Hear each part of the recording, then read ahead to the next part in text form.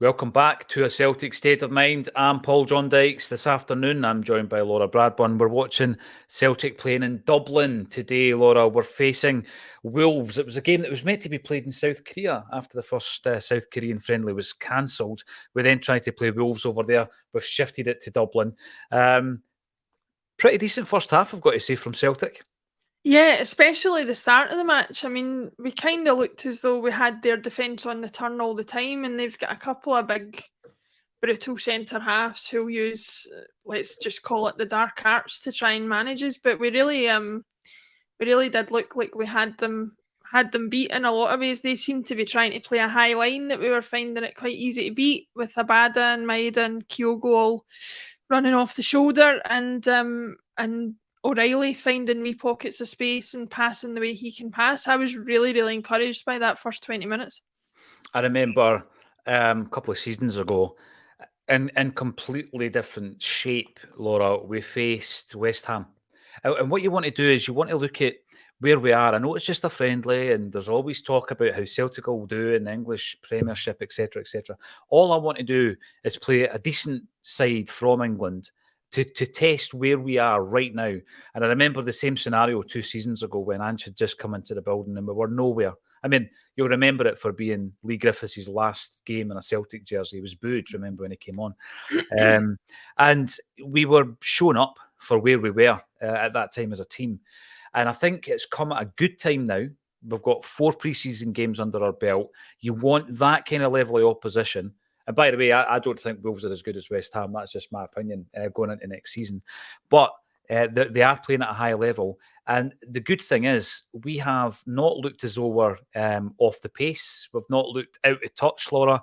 We've controlled big sections of that first half, and we've created all the best chances as well. Yeah, I mean, I think actually in some occasions, the only thing that's let us down is our own finishing a couple of times, which could have been a little bit better. I can think of a couple of instances where it fell to Maeda's left foot towards the end of the half, where he probably could have done a little bit better with it.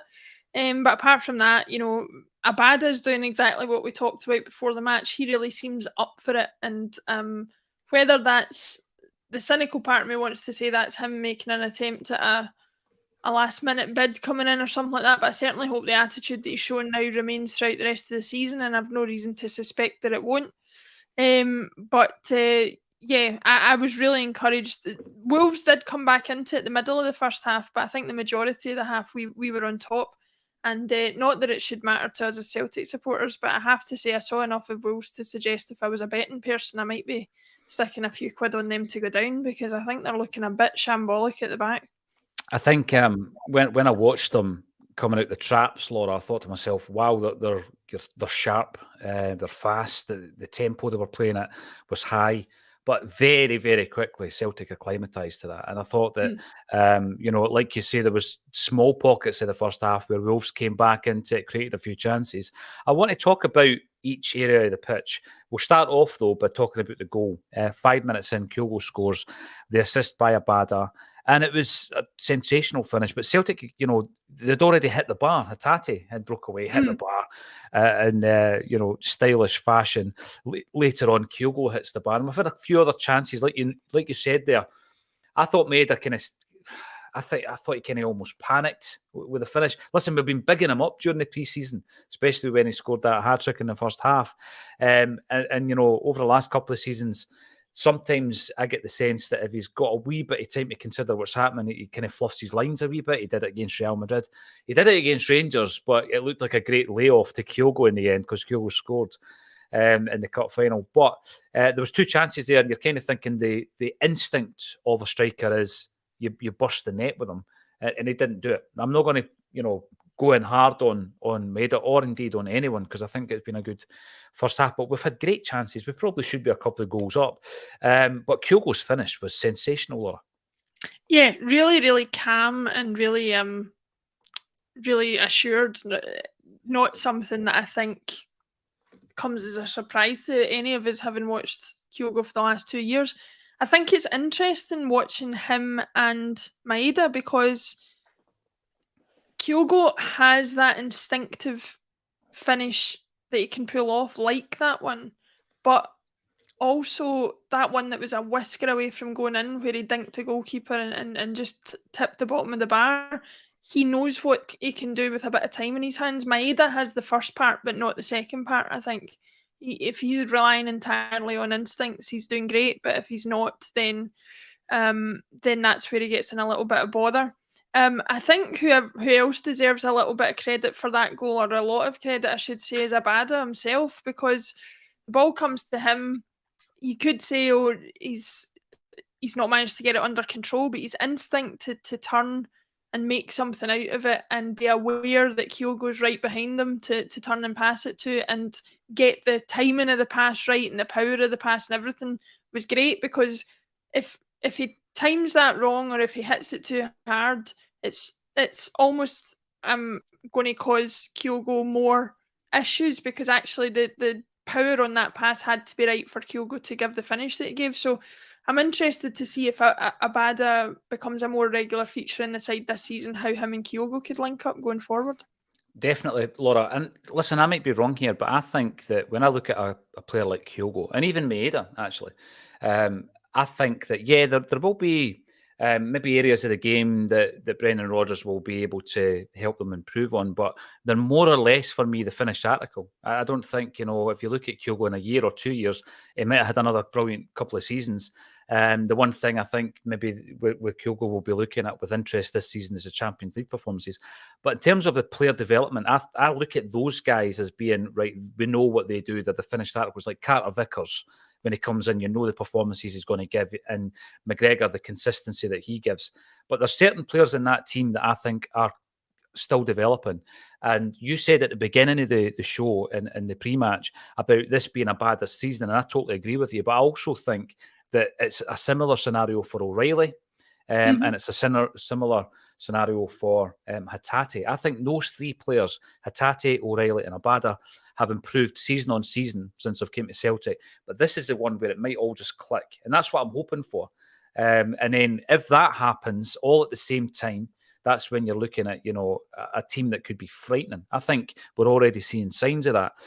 O'Reilly comes in for a wee bit of criticism here and there. And actually, there's a few comments in the comments field there already. But I just think that he has, for me, that he's got so much potential to improve.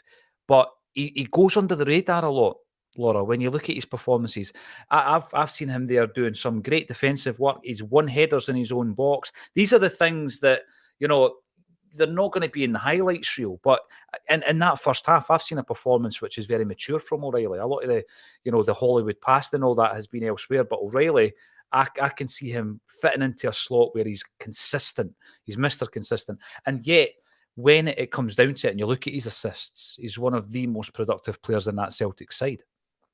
Yeah, I've got to say, I've been seeing the comments coming in about O'Reilly, and I feel like I've been watching a different game. I think he's been that midfield engine that we've needed. He's been a bit of here, there and everywhere. He popped up on the right-hand side at one point to put a cross in.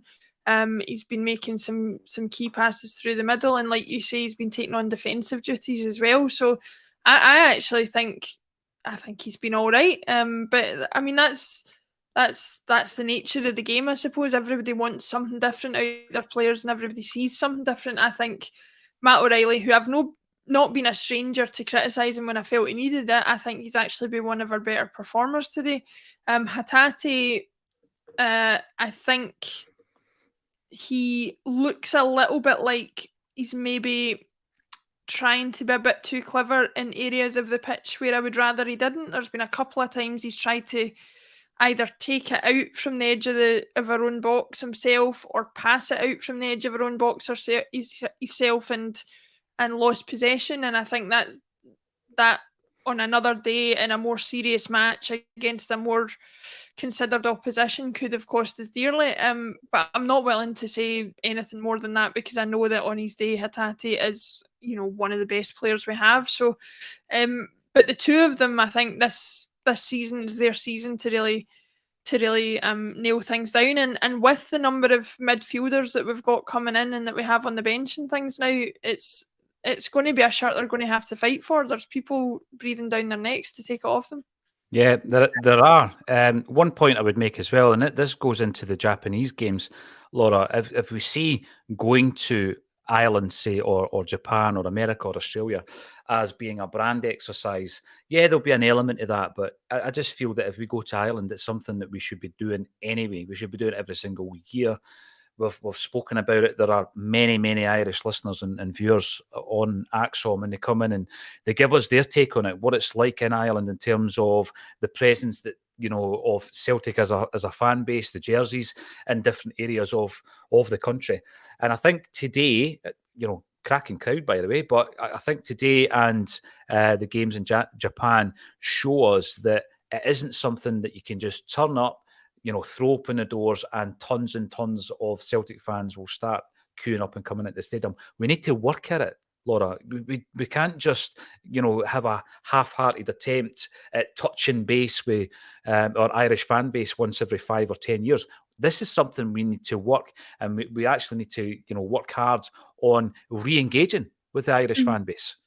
Just before we go into that, I saw somebody said I need to go to Specsavers or get a new boss. So I'm just checking, are you happy that I stuck to the script there? That I said exactly what you wanted me to say about O'Reilly? O'Reilly, oh boss, dearie me. O'Reilly, for me, there's another comment actually about Scales, which is similar. And by the way, it's all about having an opinion.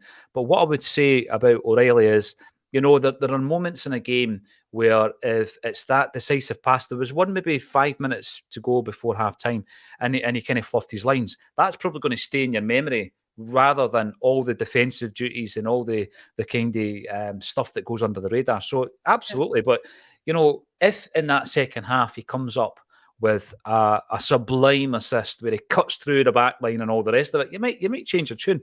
The other one was Scales, Laura. And by the way, I'm glad that you're sticking to the script, because obviously I sent out the script beforehand.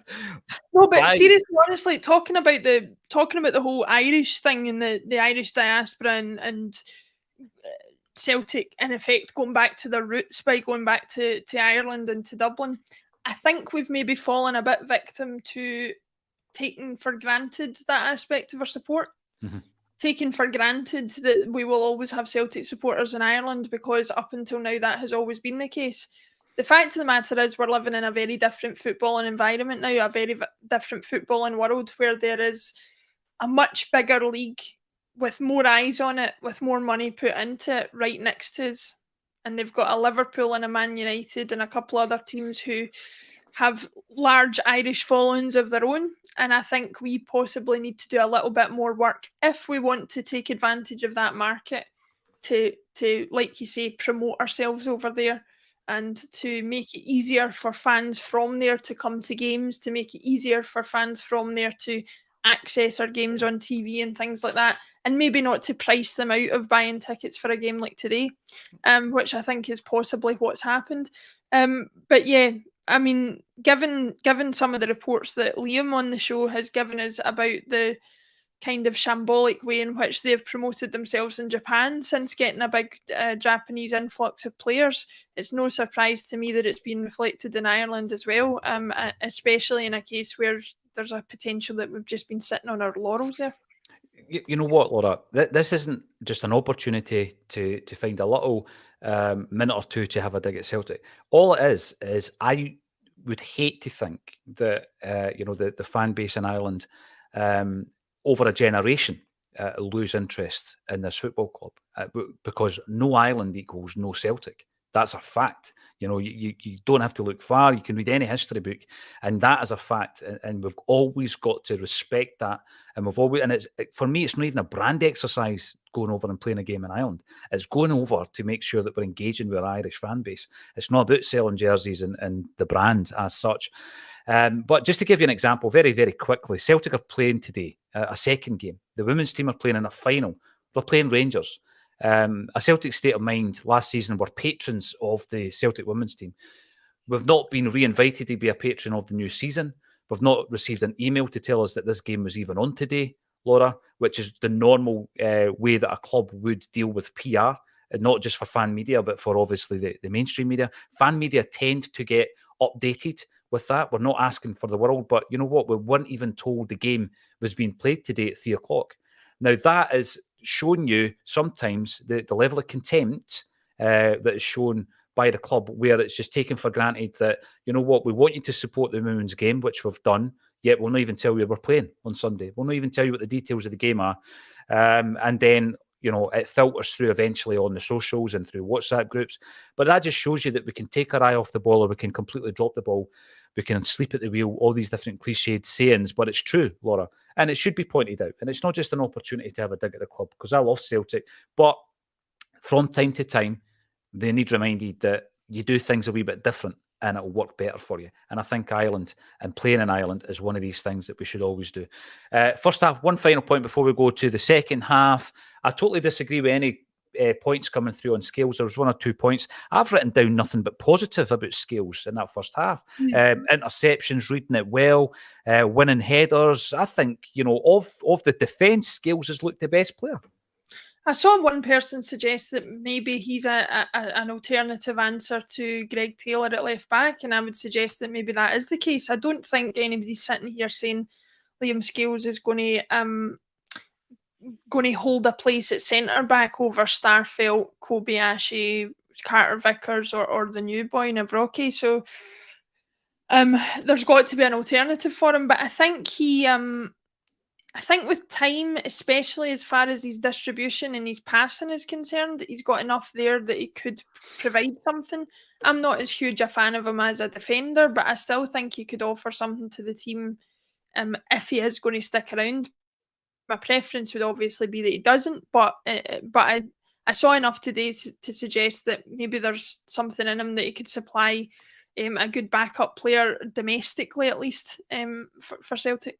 No, the thing is, he's on that list that I made, the 10 players, as is Turnbull. And so far, from what I've seen in the pre-season, they're going to prove me wrong. And no one would be happier if they did prove me wrong and they continue to play with Celtic. We're going to go for the second half. We're 1-0 up. Hopefully, we can get another couple in the second. Laura Bradburn, thanks everybody for getting involved in the chat. And thank you to Laura for joining me on A Celtic State of Mind.